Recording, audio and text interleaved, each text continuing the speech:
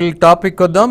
మనతో ఇవాళ ముగ్గురు గెస్టులు రెడీగా ఉన్నారు. ఒకరు శ్రవణ్ కుమార్ గారు, జై భీమ్ పార్టీ నేత, అలాగే అడిసుమల్లి శ్రీనివాసరావు గారు, ప్రముఖ విశ్లేషకులు, అలాగే బీజేపీ నుంచి బాజీ గారు, ఆయన జాతీయ నాయకులు ఆ పార్టీకి. ముగ్గురితో ఈ చర్చను ప్రారంభిస్తూ మీకు స్వాగతం పలుకుతూ, మొట్టమొదటిగా నేను ఒకటి ఈ వేదికగా అందరినీ అభ్యర్థిస్తున్నా.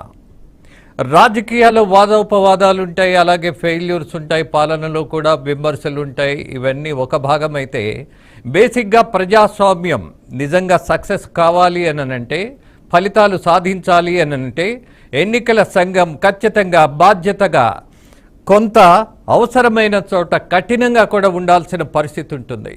కానీ ఎన్నికల నియమావళి మరి ఇప్పుడున్నటువంటి పరిస్థితుల్లో సరిపోతుందా?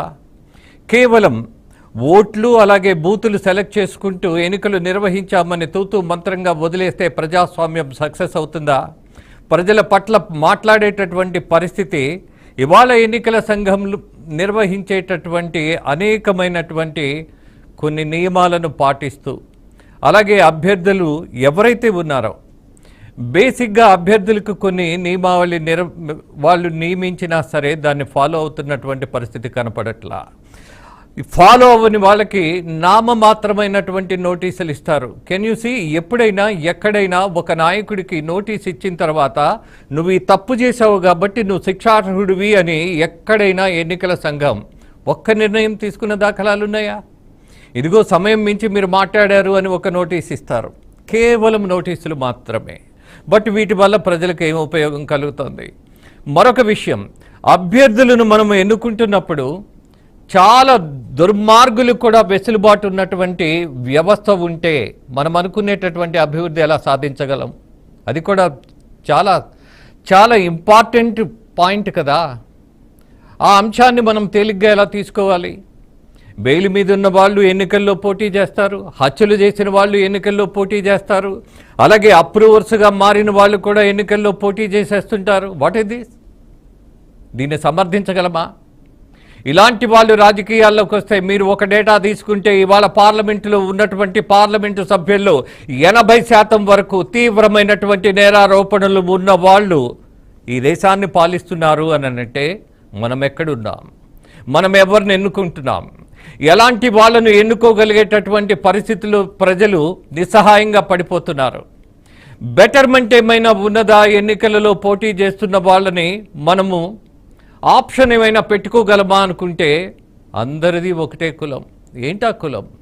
అవినీతితోటో ఆర్థికమైనటువంటి బలంతోటో ఉన్నటువంటి కుల ప్రాతిపదిక మీద ఒక సంకుచిత భావంతోనో ఏదో రకంగా ఎన్నికలలో పోటీ చేసే వాతావరణం ఉన్నది. కాబట్టి ఎన్నికల సంఘం ఖచ్చితంగా కొన్ని విషయాలను నిష్పక్షపాతంగా అలాగే లోతుగా ఆలోచించవలసిన పరిస్థితి ఉంది అని అనడంలో నాకు ఎలాంటి సందేహం లేదు.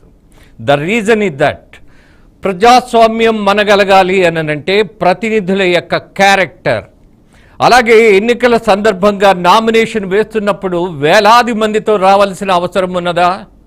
కొన్ని దేశాలను మనం ఉదాహరణగా తీసుకుంటే ఫలానా అభ్యర్థి నిలబడబోతున్నాడు అని ఒక ప్రకటన వస్తుంది. అలాగే ఆ ప్రతినిధి యొక్క పూర్తి బయోడేటా ప్రజలకు అందజేస్తారు. That's it. అంతకంటే ఇవాళ జరుగుతున్నటువంటి ఎన్నికలలో సాధారణమైనటువంటి పౌరుడి దగ్గర నుంచి ఈ దేశ రాష్ట్రపతికి కూడా తెలుసు ఒక ఎమ్మెల్యే పోటీ చేయాలి అని అంటే కొన్ని కోట్లు ఖర్చు పెడుతున్నారు. 50 కోట్లకు పైగా ఖర్చు అవుతోంది అని కొన్ని రాష్ట్రాల ఎన్నికల ఖర్చు మనం గమనించినప్పుడు, మనం దగ్గరగా చూస్తున్నప్పుడు, వాళ్ళు పంచుతున్నటువంటి డబ్బులు మనం గమనించినప్పుడు ఈ వ్యవస్థలో మరి మనం ఏం చేయగలము అన్న దాని మీద చర్చ చేయాలి అన్నటువంటిది ప్రధానం. ఏ పార్టీ ఎజెండా ఏంటి, ఏ పార్టీ మేనిఫెస్టో ఏంటి అనేది నా ఉద్దేశంలో సెకండరీ.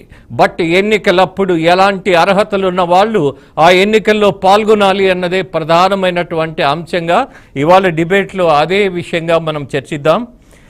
సో